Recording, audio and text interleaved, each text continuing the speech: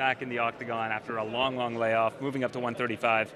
But I know you guys, yeah, you guys are kind of kindred spirits because you guys saw an alien together. Can you walk me through that story? What happened there? Yeah, we were in Albuquerque and driving on the highway, and it was me, Mike Van Arsdale, Ali, and one of the Mexican training partners who was training at Jackson's at the time, and Mike Van Arsdale, and you know, out of the corner of our eyes, we see this UFO because it definitely was an unidentified flying object, and it just goes and like hovers like where the mountains are, and then it goes a little bit slower, and it's moving like nothing we ever seen before, and it's to the point where traffic on the highway it slowed down to the point where everybody's like looking up like what the hell is that, and then everybody's like wow, and then it just like took off, and it was even on the news at night.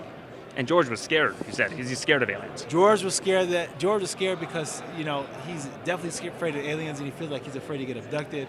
But even more importantly, because he was staying at Greg's house, and Greg had like one of those sky roofs, so you can see outside and up at the stars in the room that George is staying in. And George is afraid that somebody's gonna go there with a light and beam him up and take him. And you've fought Michael Bisping before. You know how big he is, and you've grappled with George in practice. I've seen videos of that. What's the size discrepancy going to be like between those two guys? Honestly speaking, it's not going to be really big. George is one of the guys who I would say is surprisingly a lot bigger than you think and a lot stronger than you think. Walking around, he probably walks around at 195. I've seen him at 200 pounds, and he feels ridiculously strong. I don't really know how he made 170 as long as he's been able to make 170.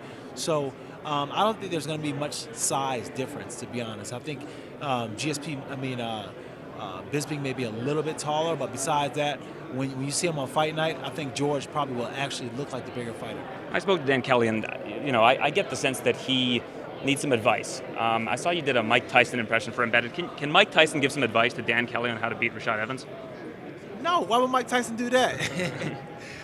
Nah, Mike would probably say, well, first of all, well, Dan Kelly, you got a tough fight in front of you, but first of all, you got to remember who you are. But at the end of the day, he is Rashad Evans, and he's a former champion. So just go in there and keep your chin down and just hope you don't get hit too hard.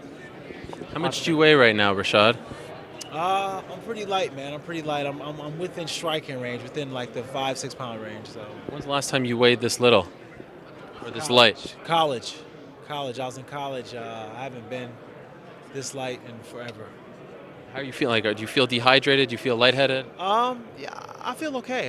Like I'm not, I'm not telling myself that I can't have anything. If I want a little bit of nibble of food, I can have a little nibble. If I wanted a sip of water, I have a sip of water. So I haven't really got to like the crucial points where I can't have anything. I haven't had much today, but I did eat breakfast. So. Are you working with someone, a nutritionist? No, just been pretty much doing it myself. Do you regret the decision at this point to go down to 185? Nah, I've been kind of mentally preparing for it all along. Even during camp, I would have days where I just will completely fast, just nothing at all. And I would do that just so I would just mentally put myself in a space where I was going to be. I would not eat anything, and I'll go run, and I'll do everything like I'll do a cut. So just so I get used to that feeling, because getting used to that feeling of having the hunger pains and being dehydrated and not being able to drink, it's a mental thing. You mentally break and just be like, I can't do it. And I didn't want myself to get like that. I don't want to mentally break just before I was able to even get close to the weight. Did you know who Daniel Kelly was before they offered you him? Luckily for my analyst gig, yes, I did. Oh, that's right. Yeah, I think I was working the day he fought Shoeface.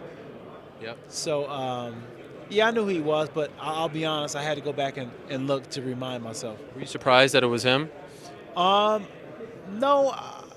Well, because I wanted a big fight. Yeah. I wanted a really, really big fight, but the way it worked out with Anderson being booked and with Hector Lombard and those guys already being taken, this fight just made sense for me. Ali was like, listen, just get a fight in at 185, see how you're feeling, and you get a guy who's tough, who's going to push you, and then let me know how you feel in 85.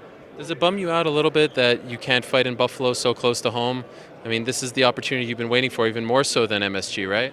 Yeah, this is the one that hurts not being able to fight in Buffalo. Not being able to fight in Buffalo is harder than not being able to fight in New York City. Just because, like I said, all my family's there, and being able to fight there for me would truly be a homecoming. And last quick thing, sorry. All the drama with the Black Zillions kind of falling apart as you prepare for this big fight, has it been a distraction? Has it been hard to focus with people wanting to know more and more about what really happened? No, not really, because the hardest part for me is already over. Okay. And that was just dealing with it live, dealing with it as it's unfolding, being pulled in different directions. Which side are you going to choose? Are you going to be, with Henry Hoof, or are you going to be with, the Black Zillions and be in this gym and stay with Glenn, and just all this, like a lot of just like that part, especially since that, Glenn and I, we were so close. And to now I don't even speak to him, and it's just funny that you can be so close to somebody, but then not even speak to him the next, and it's just crazy. Good luck, Rashad. Thank you.